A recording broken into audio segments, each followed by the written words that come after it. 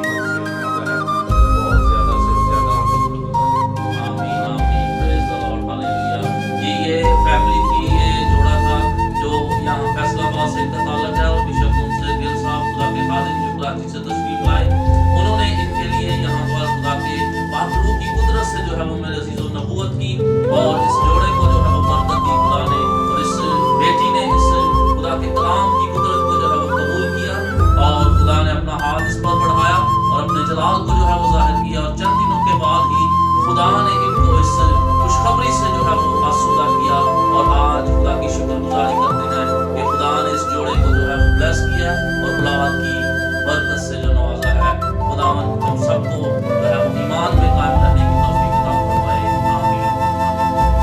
खुदावन की शुक्रगुजारी करता हूँ आज इस वक्त के लिए जो खुदा ने बख्शा और मैं बड़ी खूबसूरत बात जो खुदा मेरे दिल में डाल रहा है खुदा के खादिम के वसीला से कि खुदा ने मुझे छुआ, खुदा के पाक ने मुझे छुआ और इस बात के लिए खुदा की शुक्रगुजारी करता हूँ कि जब खुदा के खादिम हाथ रखकर दुआ कर रहे थे तो मेरी कंडीशन इस किस्म की थी कि मैं कदमों पर खड़ा नहीं हो पा रहा था और जब खुदा के खादिम ने अपना हाथ बढ़ाया और पाक रूह ने मुझे छुआ और जब मैं स्लेन हुआ हूँ तो स्लेन होने के बाद जब मैं गिरा हूँ तो मेरी आंखों में आंसू जो है वो खुद ब खुद कंट्रोल करने के बावजूद जो है वो निकलना शुरू हुए और मेरे इर्द गिर्द मेरे सर पर मेरी आंखों के सामने जैसे धुएं का सा समा होता है जिसमें कुछ नजर नहीं आ रहा, ऐसी कंडीशन थी मेरे सारे सर पर, मेरे बदन पर और मुझे कोई चीज भी नजर नहीं आ रही थी। जिस तरह हम धुएं के अंदर से कुछ नहीं देख सकते ऐसा ही नजारा मैंने देखा और मेरी आंखों के सामने था कि मैं कुछ नहीं देख पा रहा था।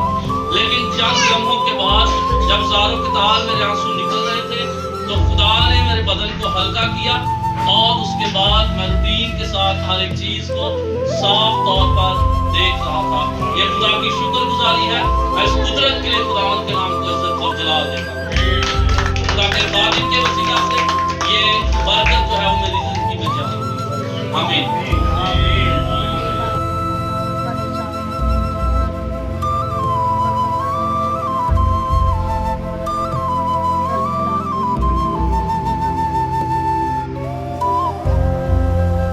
अब आप फ्री हैं।